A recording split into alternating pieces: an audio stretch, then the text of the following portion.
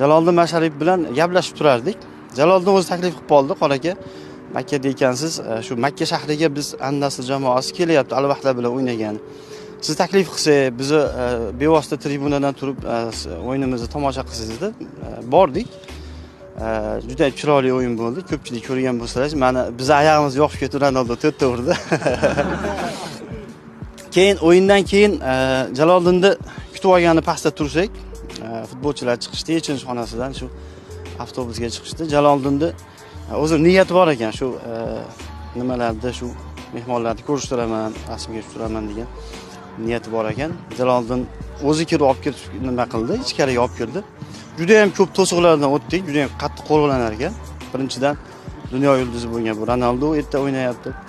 Lekin biz bitta narsaga men faxrlandim, shu yerda o'zbek mana shu Jaloliddindan faxrlandim.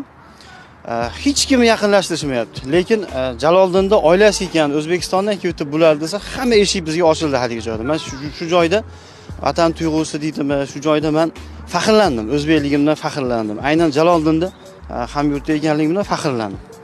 O'sha qo'riqchilar, ichki ishlar deysizmi yoki futbol o'zi nimasi qo'riqlab turadigan qo'riqchilar deysizmi, Jaloliddinning oilasi ekan desa, hammasi ochib berdi.